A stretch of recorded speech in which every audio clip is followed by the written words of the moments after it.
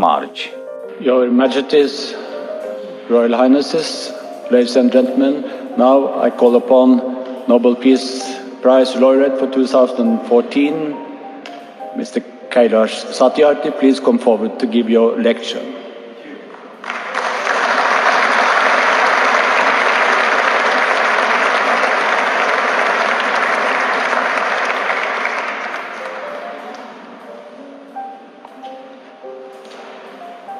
दुनिया भर के मेरे प्यारे बच्चों, Your Royal Majesties, Royal Highnesses, my dear daughter Malala, Excellencies, dear brother Tom Harkin, sisters and brothers. From this podium of peace and humanity, I am deeply honored to recite a mantra from the ancient text of wisdom, Vedas. This mantra carries a prayer. मैं शांति और मानवता के इस पवित्र मंच से वेद के एक मंत्र को उच्चारित करते हुए बहुत गौरवान्वित महसूस करता हूँ। An aspiration and a resolve that has the potential to liberate humanity from all man-made crises. इस मंत्र में एक ऐसी प्रार्थना, एक ऐसी कामना और एक ऐसा संकल्प निहित है जो विश्व को मनुष्य जनित त्रासदियों से मुक्ति दिलाने का सामर्थ्य रखती है। संगच्छध्वम संवदध्वम संवो मनांसि जानताम देवा भागम यथा पूर्वे संजानानाम उपासते। Let's walk together in the pursuit of global progress. Not a single person should be left out or left behind in any corner of the world, from east to west, from south to north. हम सभी साथ साथ चलें। आर्थिक तरक्की और विकास के रास्ते में दुनिया के दक्षिणी छोर से उत्तर तक और पूर्वी छोर से पश्चिम तक हम में से कोई भी पीछे ना रह जाए, हम में से कोई भी बिछुड़ ना पाए। Let's speak together. Let our minds come together. Learning from the experience of our ancestors, let us together create knowledge for all that benefits all. हम सभी साथ साथ बोलें, साथ साथ चिंतन करें और साथ मिलकर एक ऐसे ज्ञान का सृजन करें जिससे समस्त विश्व का कल्याण हो सके।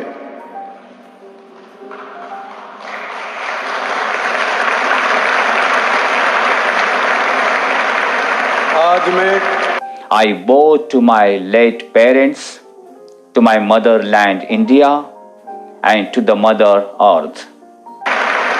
आज मैं सबसे पहले अपने स्वर्गवासी माता पिता को, स्वर्ग से भी महान अपनी जन्मभूमि भारत को और समस्त धरती माता को बहुत विनम्रता से नमन करता हूँ। With a warm heart, I recall how thousands of times I have been liberated, each time I have freed a child from slavery. In the first smile of freedom on their beautiful faces, I see the gods smiling. मैं उन हजारों बच्चों को स्मरण करता हूँ जिनको आजाद कराने में मैं स्वयं मुक्त होता रहा हूँ। मुक्ति की पहली मुस्कुराहट में मैंने बार बार, हर बार उनके चेहरों पर ईश्वर को मुस्कुराते हुए देखा है।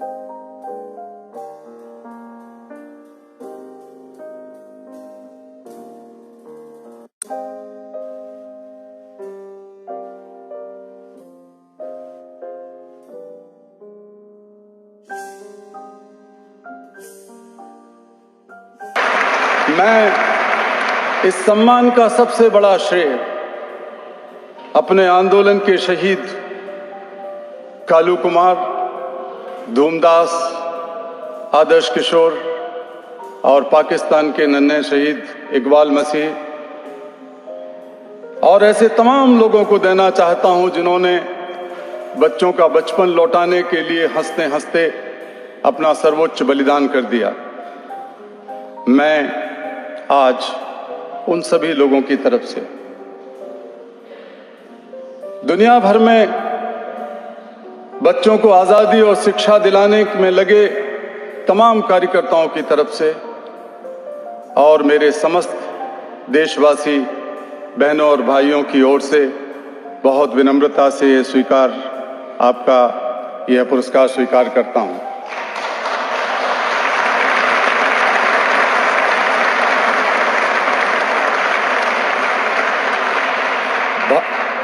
भगवान बुद्ध, गुरु नानक और महात्मा गांधी की धरती से नॉर्वे तक की मेरी यह यात्रा विश्व शांति और मानवता के एक छोर को, जो प्राचीन छोर है, दूसरे जो आधुनिक छोर है, उसको जोड़ने की यात्रा मैं मानता हूं। Friends, Nobel Committee has generously invited me to present a lecture.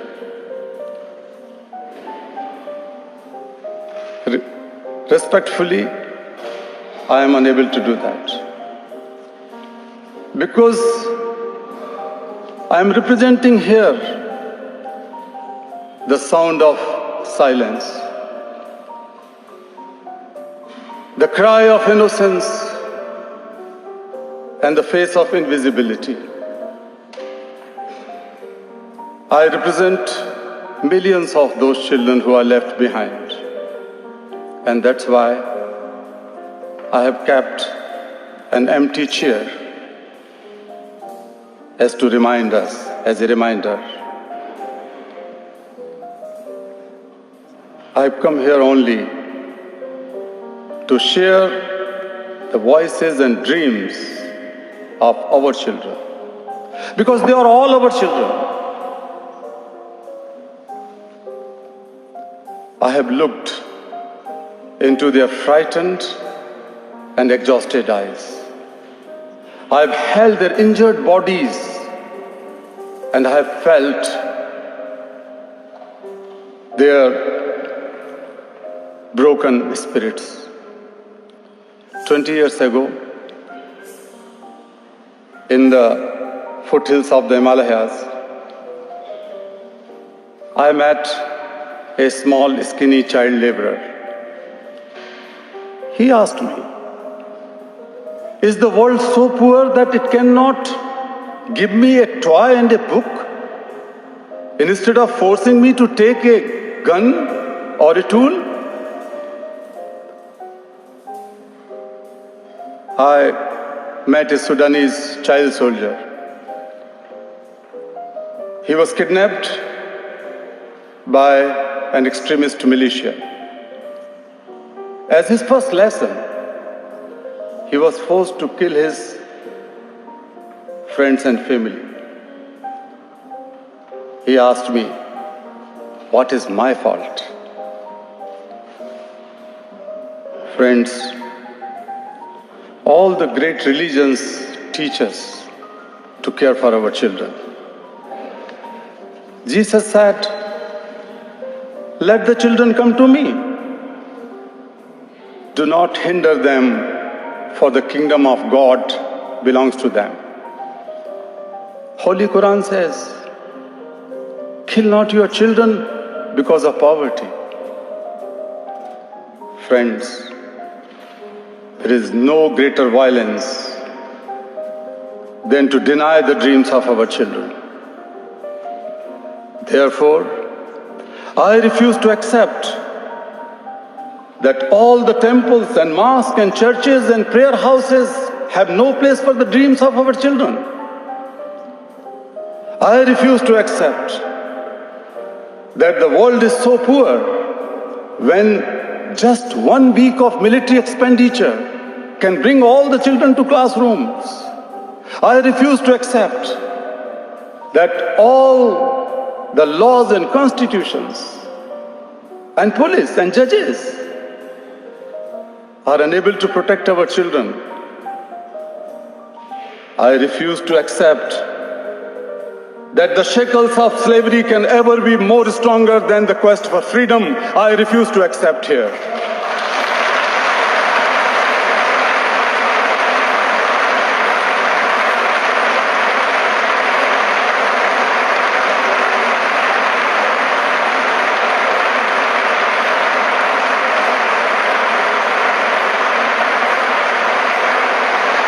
My only aim in life is that every child is free to be a child,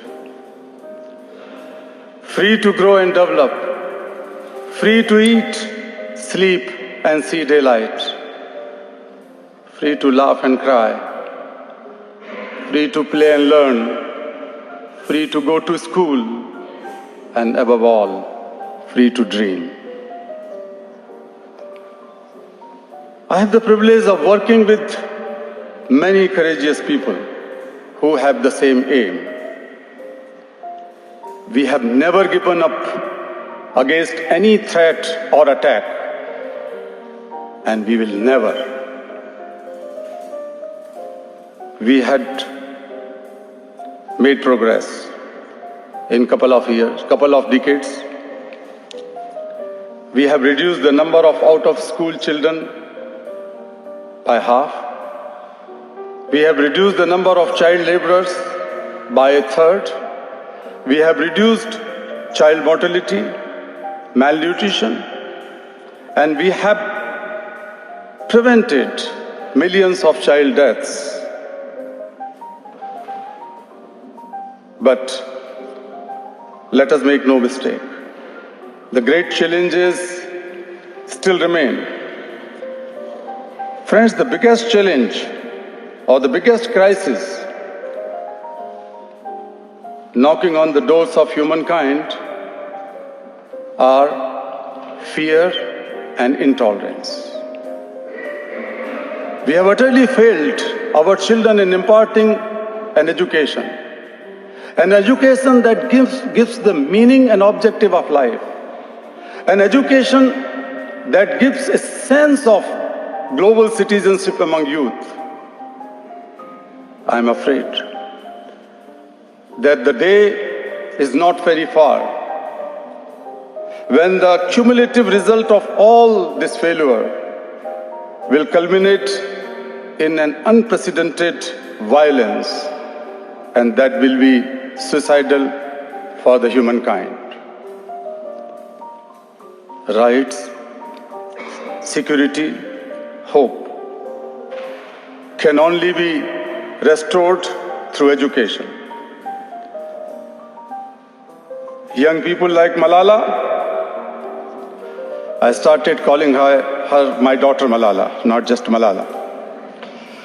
So my daughter Malala and other daughters, including Kainat, in fact 2 Kainats, and Shazia, and the daughters from Africa and from all over the world. They are rising up and choosing peace over violence, tolerance over extremism, and courage over fear. the solutions are emerging. But these solutions cannot be found in the deliberations in conferences alone, and cannot be found in the prescriptions from a distance. They lie in small groups and local organizations and individuals who are confronting with the problems every day. Even if they remain unacknowledged, unrecognized, and unknown to the world, the solutions are with them.